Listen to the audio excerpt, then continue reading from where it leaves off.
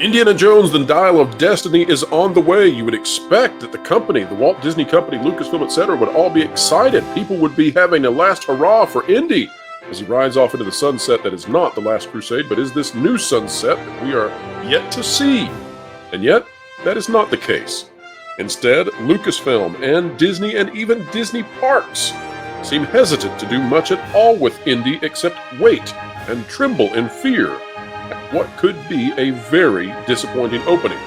We've got an exclusive report out of the Disney Parks today. You're not going to want to miss this as we dive into just how fearful the company may be when it comes to Indiana Jones.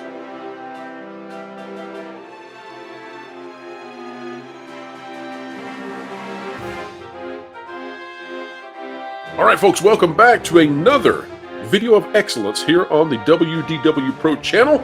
Such a joy to have all of you joining us.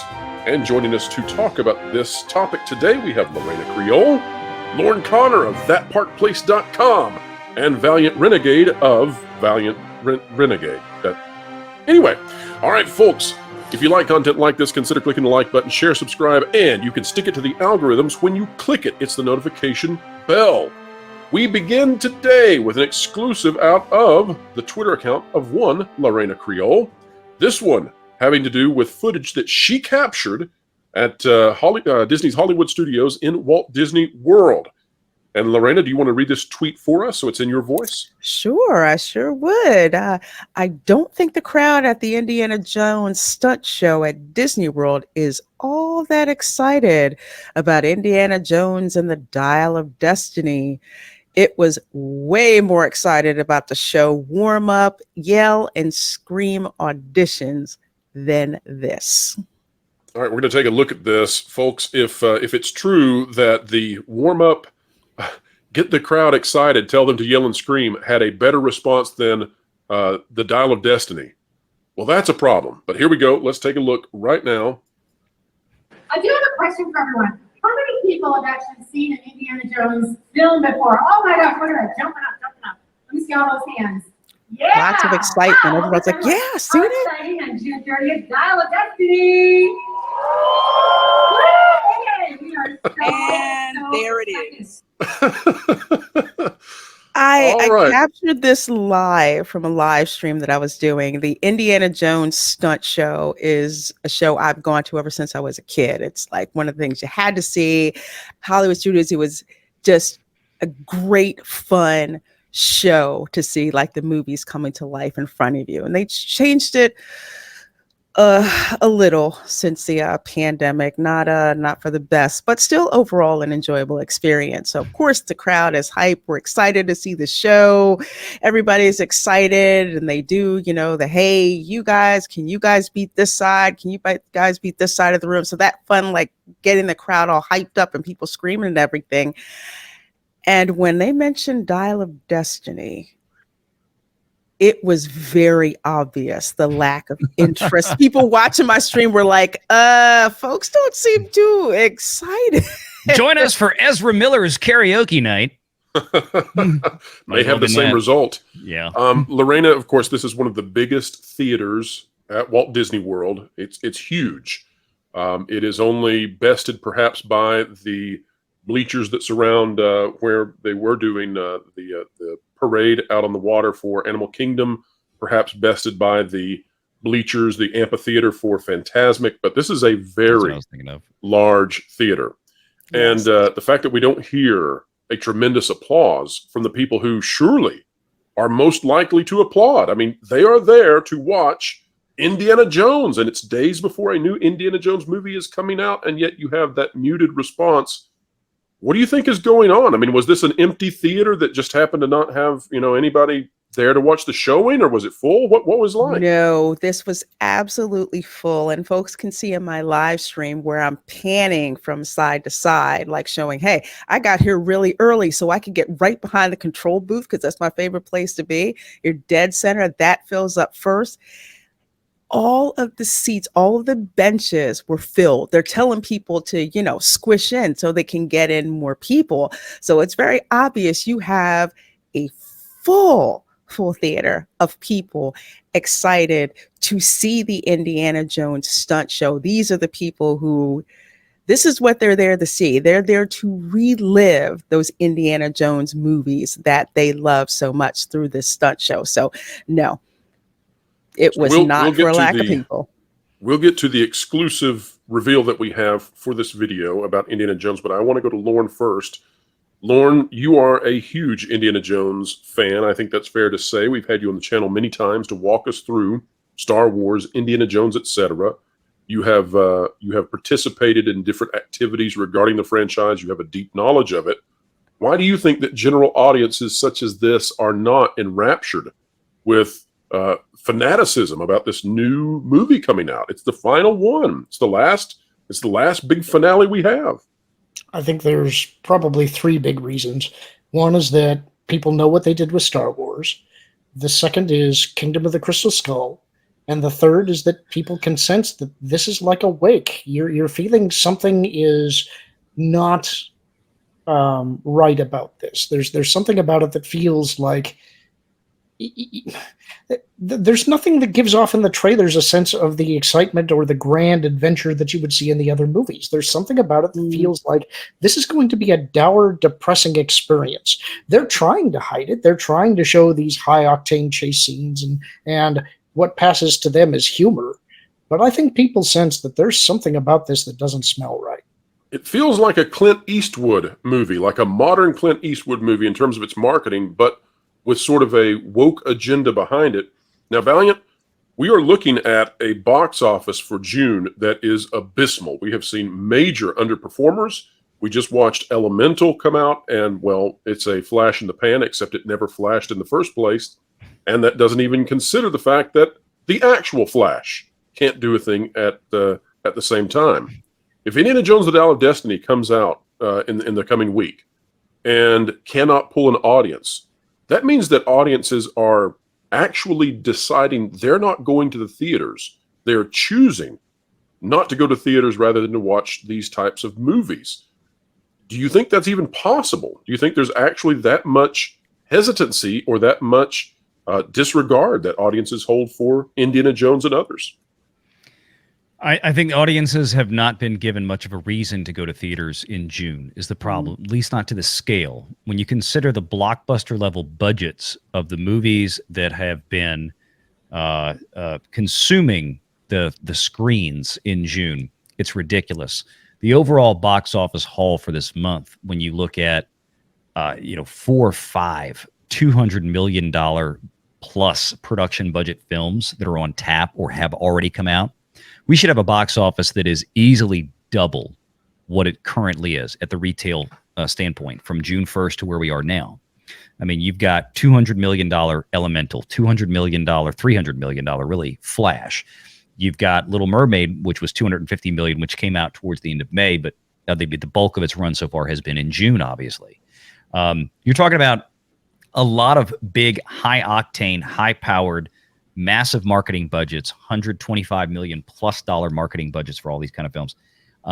We should be looking at a box office right now, a cumulative haul that is significantly more than what it is. Bottom line. True. Now, I want to go to the fact that the Walt Disney Company probably knows they have a major issue. And the reason I say that is we're going to talk about a rumor. This comes to me from a source who has significant work with Disney parks, domestically and internationally. However, I cannot verify these rumors, these leaks that have been sent my way. So folks, take these with a grain of salt, understand the type of content we're bringing. And if you wonder about the veracity of our claims, go back to the playlist we have called Rumors and Leaks and watch those videos and see how our accuracy has been in the past. But here's what we've got. According to a source that I have spoken with, apparently, the Walt Disney Company, specifically Disney Parks, was looking to cast older gentlemen of a particular look and a particular body type to play Indiana Jones in the parks for meet and greets. And at some point in the past weeks or months, that decision, that effort was put aside. And instead, they have hurriedly, now again, this is rumor, but hurriedly gone to a younger casting to pull in a younger Indiana Jones for an extremely limited appearance in the parks. It may even be limited to just Disneyland. That's how poorly they think this is going to be received. And to show you the lack of effort going into this, we're going to take a look at a tweet from Scott Gustin. However, before we do, folks, we do want to clarify. We are not here to be mean, demean, or mock cast members. And so although I would take issue perhaps with the casting of this Indiana Jones and say that this is perhaps as a result of very hurried casting, trying to find anybody who will play this character and not caring much about it, we are not here to mock the cast member at all. It is no one's fault when they're put into a role inside the Disney parks, but here's what we have. This from Scott Gustin.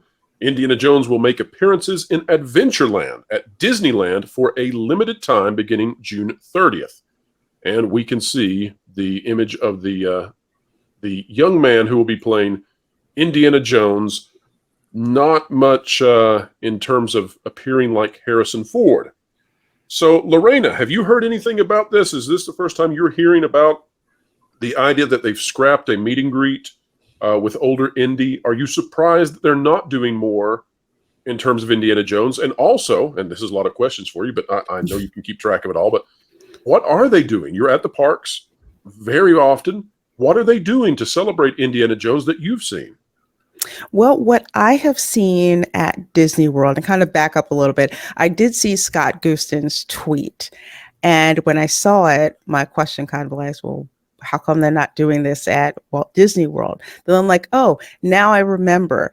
They opened this pop-up bar experience called the Den of Destiny.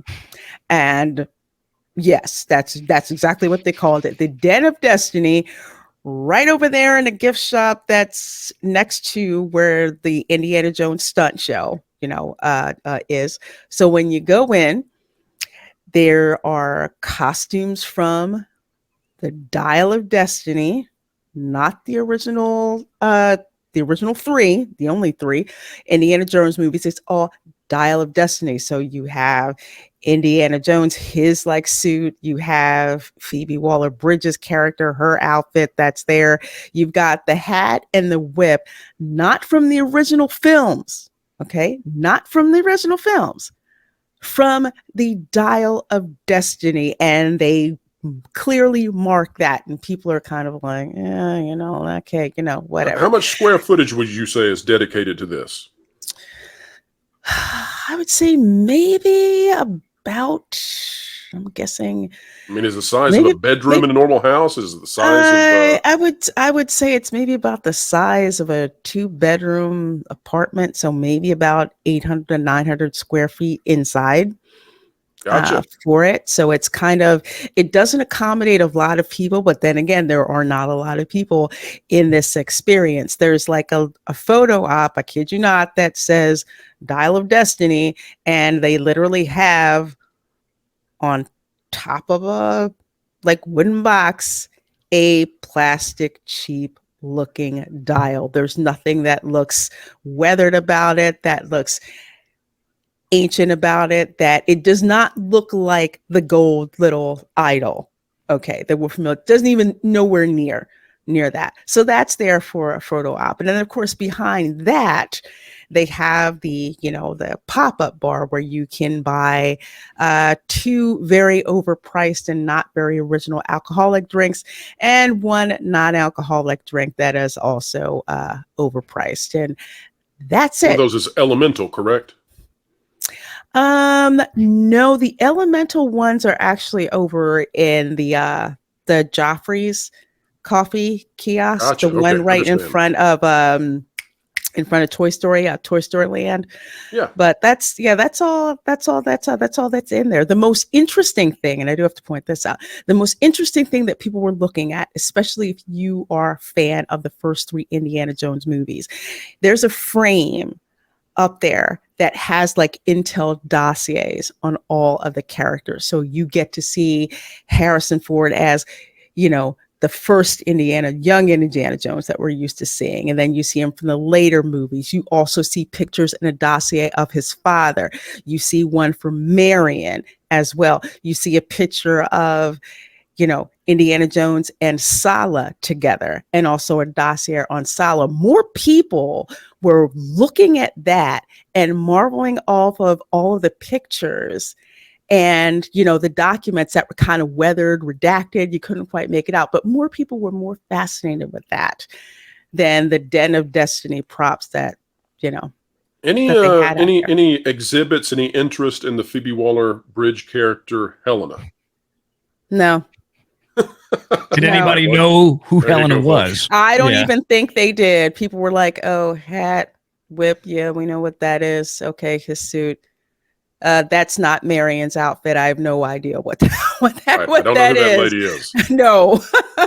Well, so let's go to why Disney parks may, and again, folks, that's a rumor. We're reporting on it because we very much trust the source. The source probably, is on the ball, but we want to be careful to clarify. But we probably have a good idea of why Disney Parks is beginning to recognize this could be an embarrassing situation if they put out an older Indiana Jones character and nobody wants to come meet him. We're taking a look now at the latest projections we have out of boxofficepro.com. This is the long-range box office forecast for Indiana Jones and the Dial of Destiny. They'll have one more of these as we get closer, and the trend as of late has been for these to go down for Disney movies, unfortunately for the company. We've got, of course, June 30th arriving quickly. We'll have the release of Indiana Jones, the Dial of Destiny. The 3-day opening, low to high range, is currently between 68 million and 95 million. And as I said, this is a 9% drop from the prior projection that we had.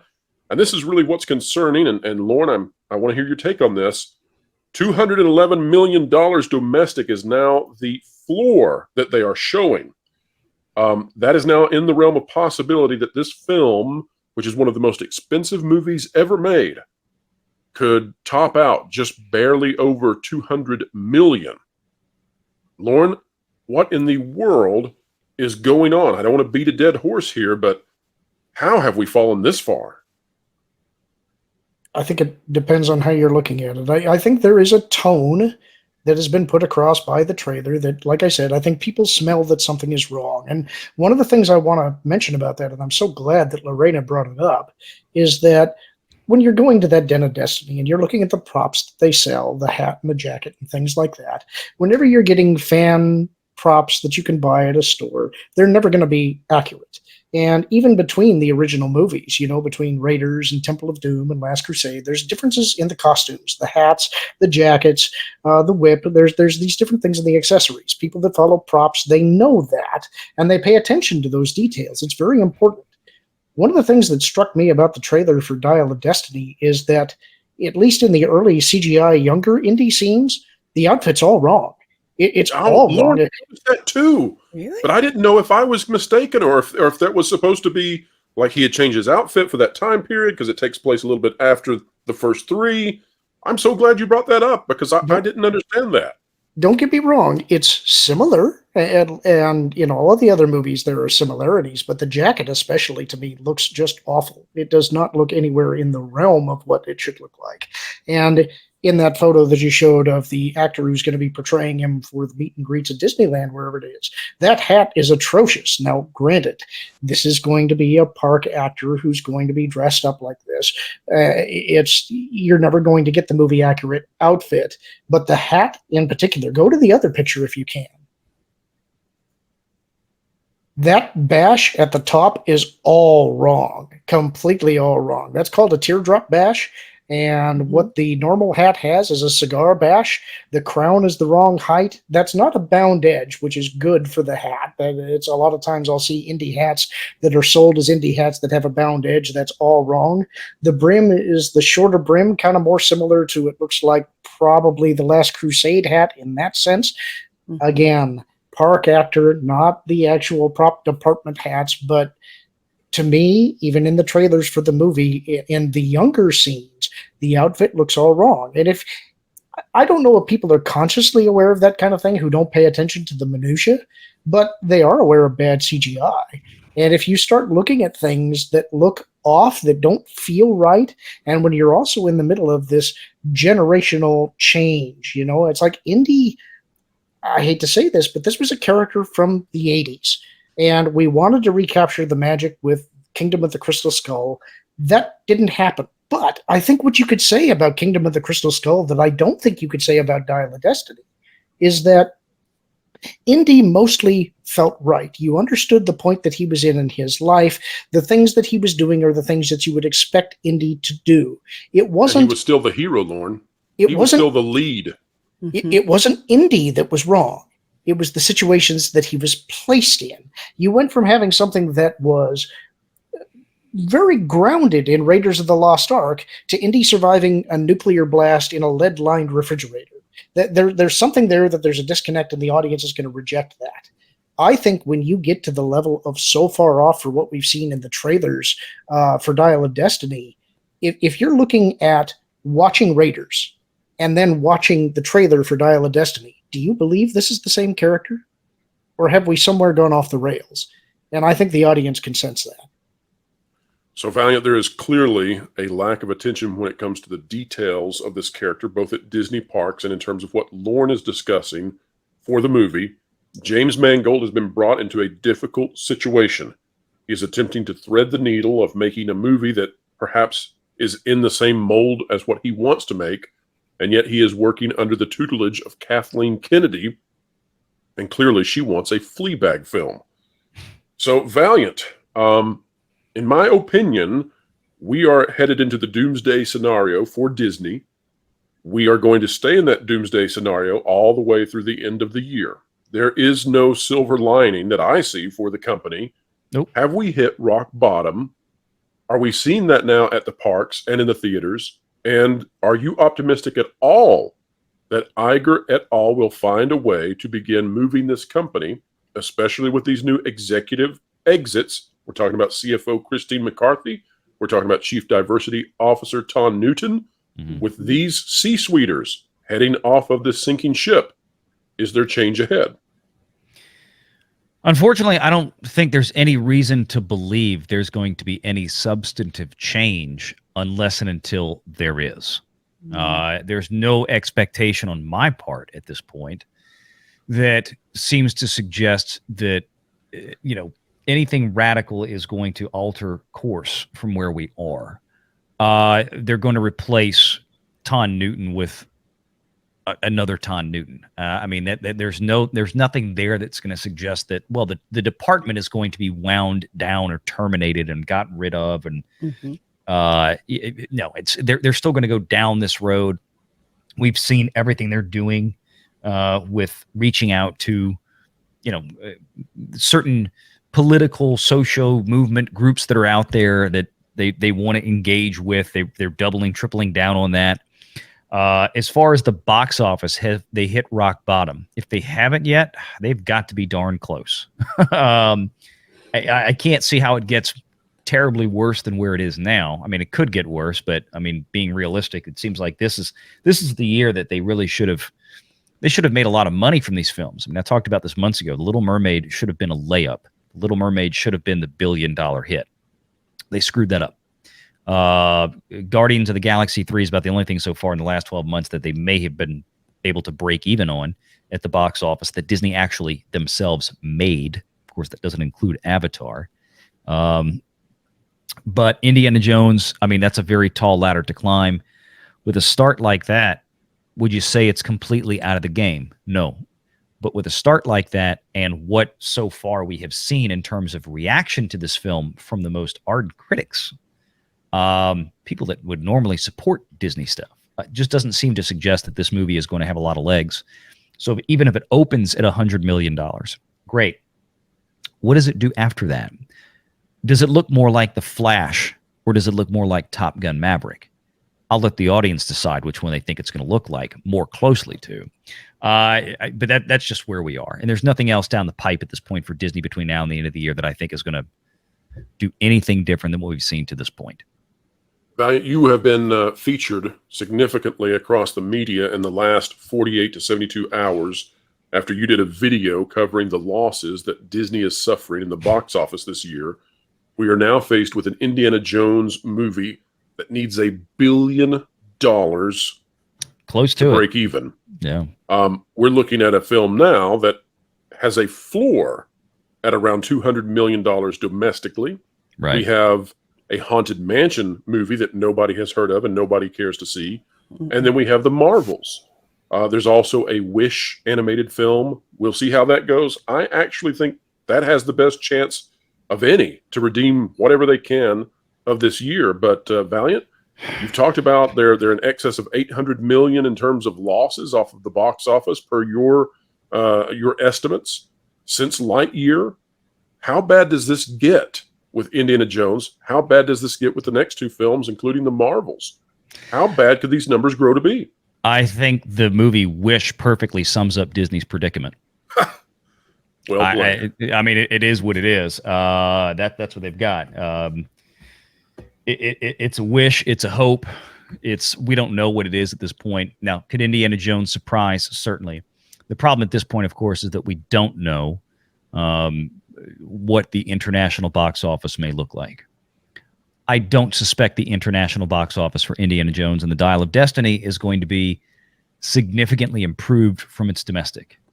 So if the movie opens up with, maybe $70 million domestically on its opening weekend, I don't know if I would expect much more than 90 to 100 if it's lucky to get that internationally.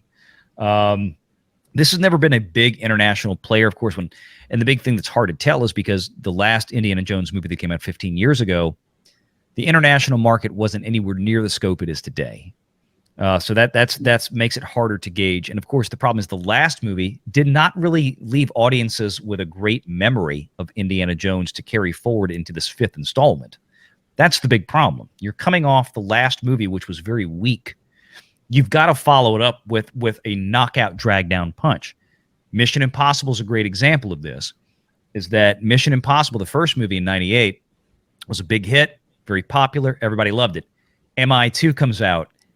It's the most forgettable, terrible movie of the entire franchise, and that's the one that I always tell people you can skip that one because it's useless. It affected MI3. MI3 was actually a really good movie, but because MI2 was so bad, a lot of people skipped MI3. And then 4, 5, and 6 came out, and everybody realized that, oh no, they got good again. We'll go back and watch it. Indiana Jones doesn't have that advantage. If the fourth one was bad, that's going to sour the audience for the fifth, which it already clearly is. With 15 years of souring. 15 years of souring, and the fifth movie doesn't look like it's going to be any better, if not potentially worse than the fourth movie. So this is a train wreck in the making by everything that we know as of today, 5 days before the movie releases. So there you go, folks. We have better numbers as we get closer and closer to the release. We are seeing perhaps what Disney is seeing. And if this rumor is true, it feels like Disney Parks, at least, is recognizing that they do not want to be in an embarrassing situation. Unfortunately for Kathleen Kennedy, James Mangold, and Lucasfilm, their embarrassing situation is yet to be seen, but it is certainly on the way.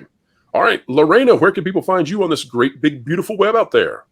Well, folks, you can find me on Instagram, you can find me on Twitter, and of course, you can find me on YouTube for various live streams and videos for sci-fi, pop culture, and of course, theme park live streams.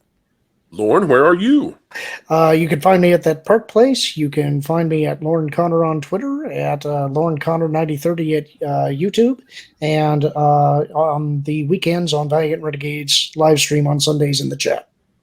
There you go. And Valiant Renegade, I believe you've just started an AOL account. Is that correct? Yes. It's linked to the MySpace page. So we're still trying to get on your top, what is it, top 8 spaces? Is that what they had on MySpace? I think I'll have to ask Justin right, Timberlake. Make sure you Doesn't he pick still out which own song that? is going to play when we load it up.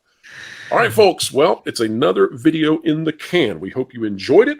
We hope to also be covering more positive news in the future. Get ready, because Mission Impossible Dead Reckoning is on the way, and we believe it is going to finally break this doldrum that we are currently in when it comes to the box office. If you like content like this, consider clicking the like button, share, subscribe, and when you click it, you stick it to the algorithms. It's the notification bell. We have ended this conversation, but the commentary begins. We covet your comments. We care about what you think. Drop one down below.